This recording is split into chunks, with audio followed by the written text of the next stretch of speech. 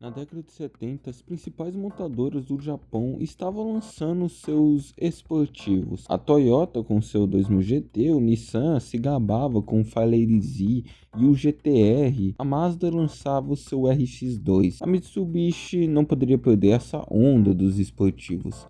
Ela possuía seu Colt Galant, um carro produzido desde 69 que possuía motores de 1.3 litros até os de 1.7. A primeira geração não foi lá essas coisas, porém serviu como base para o que vinha a ser chamado em 1973 de Mitsubishi Lancer. O Galant abriu as portas para a Mitsubishi ao comportar o seu monobloco rígido.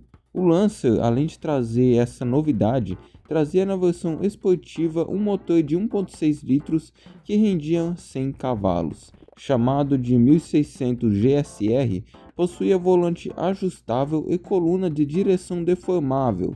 A coluna de direção que se deforma quando o veículo bate. Mas o que chamou a atenção da Mitsubishi foi uma versão A73. Baseada no modelo 1600, ela tinha ficado em quarto lugar no Southern Cross Rally, na Austrália, ainda em outubro de 1973. Isso animou a Mitsubishi a usá-lo no Mundial de 74. A estreia no Mundial seria na prova mais difícil, o famoso Safari Rally no Quênia. Com seus 6.000 km, o carrinho deixou para trás o Porsche 911 e venceu logo na estreia. Em 1973 ficaria nas 3 primeiras colocações, batendo o campeão Lancia Stratos. Ele foi até mesmo apelidado de como o rei dos carros. Depois disso tudo, a Mitsubishi só foi desenvolvendo o Lancer, porém estava na hora deles lançarem uma plataforma nova. O Lancer em si manteve aquele mesmo design, o entre esses praticamente todo igual. Não tinha nada de novo, a não ser algumas mudanças estéticas. Porém, na parte de dimensões do carro, praticamente era o mesmo. Vem aí, em outubro de 92, o primeiro Lancer Evolution. Um motor 2.0 turbo, duplo comando de válvulas e o mais legal, tração integral nas 4 rodas, o famoso AWD. O AWD vinha da transmissão do Galant VR4, que a Mitsubishi utilizava no grupo A. Era vendido em 2 modelos, o GSR e o RS, sendo o RS a versão simples do carro, o tal do Lancer popular, pois não tinha vidros elétricos, freios ABS, limpador traseiro e rodas de aço. Mas isso tinha uma justificativa. Era para pesar 70 kg menos que o GSR, já que o RS era pronto para ser montado para a corrida. Equipado com um diferencial traseiro de deslizamento limitado, o LSD, já o GSR, além de possuir todos aqueles aparatos de um carro de rua, possuía também o motor 4G63, produzindo 247 cavalos a 6.000 giros e 309 Nm de torque a 3.000 RPM. Sendo a versão do GSR o único Lancer Evolution a possuir o diferencial traseiro viscoso, VLSD.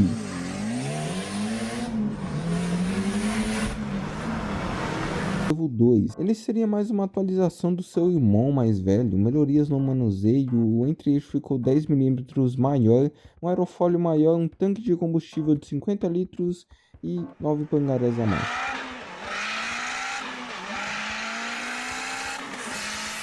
O Evo 3 veio em fevereiro de 95 com um estilo mais agressivo. Essa agressividade trouxe consigo mais fornecimento de ar para o motor, para o radiador, intercooler e freios. A taxa de compressão foi alterada para gerar agora 370 cavalos. Essa versão ficou até 96, quando um dos Lancers mais icônicos foi lançado.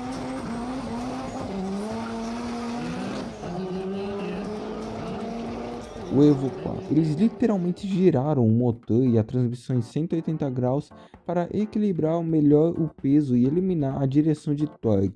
Havia novamente as duas versões RS e GSR, sendo a versão RS produzida como um carro de competição com diferencial dianteiro de deslizamento limitado e fricção na parte traseira.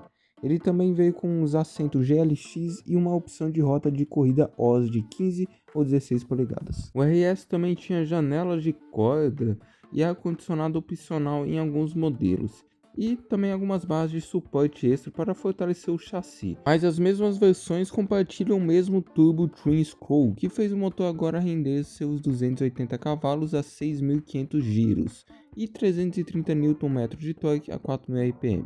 Também contava com uma tecnologia chamada Active Yaw Control da Mitsubishi, que apareceu como um padrão de fábrica no modelo GSR, que usava direção, sensores de entrada do acelerador e sensores de gravidade para controlar hidraulicamente o torque dividido individualmente nas rodas traseiras.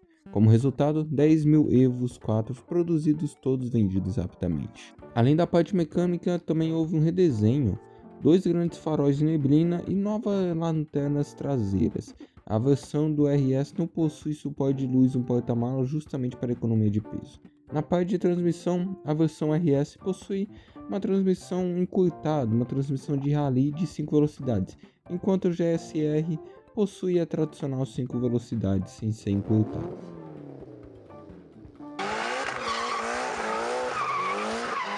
O Evo 5 só foi mais uma reestilização do Evo 4, nada de tão importante, a não ser também que eles retiraram o Active Yaw Control, por algum motivo que eu não sei.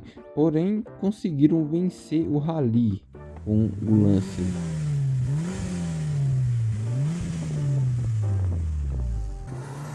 Porém, o Evo 6 focou na melhora do resfriamento e durabilidade do motor. Um novo intercooler e um novo resfriador de óleo foram instalados, novos pistões e também uma roda de turbina de titânio, sendo o primeiro carro de rua a possuir uma roda de turbina de titânio. O Evo 6 recebeu uma carroceria com uma mudança mais perceptível no para-choque dianteiro, onde os enormes faróis de neblina foram um pouco reduzidos em tamanhos e movidos para os cantos, para um melhor fluxo de ar. Um novo modelo foi adicionado à linha GSR-SR, conhecido como RS2, era um RS com algumas opções do GSR. Outro RS de edição limitada era conhecido como RS Sprint, um RS ajustado pela Halliard para ser mais leve e potente com 330 pangarés. E mais uma edição especial do Evo 6 foi lançada em dezembro de 99, a Tommy Mäkinen Edition, em homenagem ao piloto de rally finlandês Tommy Mäkinen, que venceu 4 campeonatos de piloto do WRC para a Mitsubishi. Apresentava um para-choque dianteiro diferente, bancos recaro vermelho ou preto com o logotipo da Mäkinen, rodas Enkel branca de 17 polegadas e volantes da Momo em couro. Logicamente, uma turbina de titânio que girava um pouco mais rápido e suporte superior dianteiro. A altura de deslocamento também foi reduzida. A 7ª geração do Lancer foi a que mais ficou conhecida. Ela foi forçada pela FIA para correr no WRC usando as regras do WRC em vez das do Grupo A. Ou seja, isso não precisava seguir regras de homologação. O Evo 7 foi baseado no chassi do Lancer Sedia. Isso fez ele ganhar mais peso, porém a Mitsubishi compensou isso com várias bugigangas. Diferencial central ativo e um diferencial de deslizamento limitado mais eficaz. O torque aumentado novamente para 385 Nm, com ajustes no motor que permitiram maior fluxo de ar. E a potência permaneceu nos 280 pangarés. O Evo 7 também foi o primeiro carro da série Evo a ter uma transmissão automática. Além dessa transmissão automática, viria também a nova versão, o GTA, ou Grand Touring Automatic. Veio a ser produzida a partir de 2002. Ela trazia rodas de 17 polegadas de liga leve e farol dianteiro estilo tudo em um, usados depois no Evo 8. Porém, o modelo GTA tinha uma outra opção de aerofólio, um aerofólio mais curto, mas você também poderia colocar os aerofólio trovão como era visto nos outros Lancer. A característica mais distintiva era o capô liso, sem nenhuma grade de ar, e o para-choque dianteiro revisado. Embora ofereça capacidade de refrigeração inferior, o capô foi concebido para proporcionar uma passagem de ar mais limpa e com menos resistência do ar, ou seja, para você enfrentar uma estrada. É isso. O interior do GTI também era diferente porque tinha maçanetas cromadas, painel de instrumento diferente também, para mostrar a seleção das marchas, engates cromados ao redor do velocímetro e do tacômetro. Sem contar que ele também tinha isolamento acústico adicional instalado de fábrica e o coletor do motor e o tubo de descarga foram projetados para serem mais silenciosos.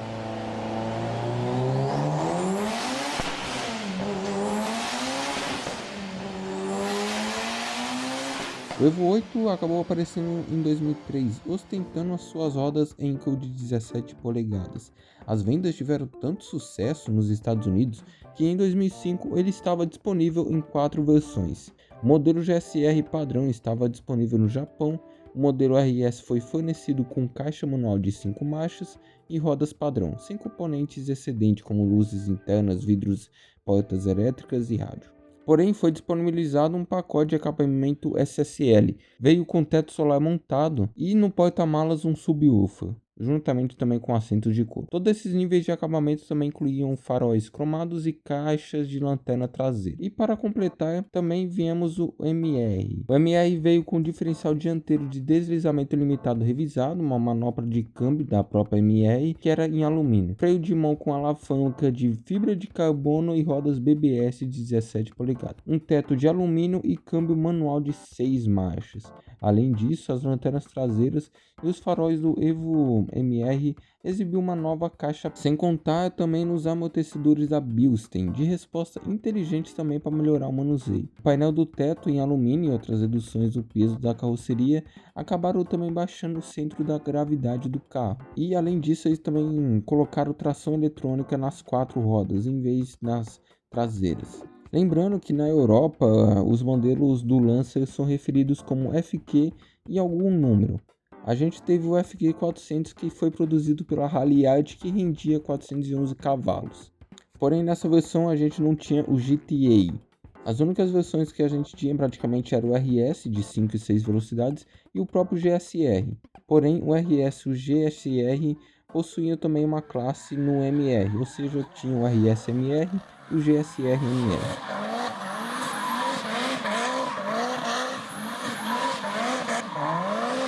A nona geração do Evo foi uma das mais icônicas em si do carro, sendo apresentado em 3 de março de 2005, sendo exibido no Salão de Genebra para venda na Europa e no mesmo dia foi apresentado no Salão de Tóquio. Um mês depois foi para o mercado norte-americano. Trazia seu lendário 2.0 VVEC, uma sincronização de válvula variável, o famoso VVT, que permite a variação no curso das válvulas, ou seja, se você precisa de mais potência, a válvula abre mais, se você precisa de menos, ela abre menos, economizando combustível. Sem contar que agora nós tivemos 4 versões, o GSR, o RS, o SE, que era a edição especial, e o MR. Eles variavam ligeiramente em suas capacidades de desempenho e sutilezas exclusivas de cada modelo. Óbvio que, de novo, a RS excluiu recursos que eram padrão no modelo SE e MR, que era o sistema de som, vidro, trava elétrica, limpador traseiro, asa traseira, forro do porta-malas e isolamento acústico. Resultado foi uma economia de 27 kg, porém o RS conseguiu ser mais leve que o MR, porém pior ainda. Alguns admitem que o que falta mesmo no RS é justamente uma asa traseira. O Evo 9 MR manteve as características do Evo 8, como os amortecedores da Bilstein, transmissão manual de 6 marchas, gerador de Vortex no teto, que é aquelas barbatanas de tubarão, rodas forjadas da BBS, farol de xenon, farol de neblina, um pacote de acessórios e o próprio emblema especial, sem contar também no teto de alumínio. E eles ainda continuavam ostentando assentos da Recaro, freios da Brembo e volantes da Momo. E nisso nós também tivemos a versão GT nele, que unia a versão RS e a GSR. E mais uma vez a Halliard também acabou tunando um desses Evo, que era baseado no Evo 6 do Tommy McKinnon, mas somente foram feitas mudanças estéticas, como aerofólio dianteiro e fibra de carbono, pintura da Halliard, as rodas de alumínio forjadas de 17 polegadas.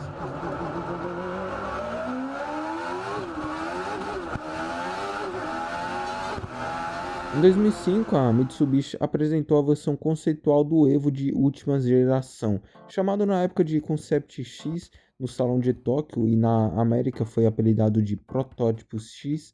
Eles trocaram a nomenclatura do motor, passando a ser chamado de 4B11T, mantendo os 2 litros turbo, totalmente em liga de alumínio, e a potência foi para 295 pangarés. E de novo, nos Estados Unidos estavam sendo oferecidas as versões MR com transmissão Twin Clutch Sporttronic de 6 velocidades, sendo automática, enquanto o GSR possuía a transmissão manual de 5 velocidades. Ambos possuem tração nas 4 rodas, possuindo também a tecnologia de vetorização de torque, que enviava quantidade diferente de torque para cada roda.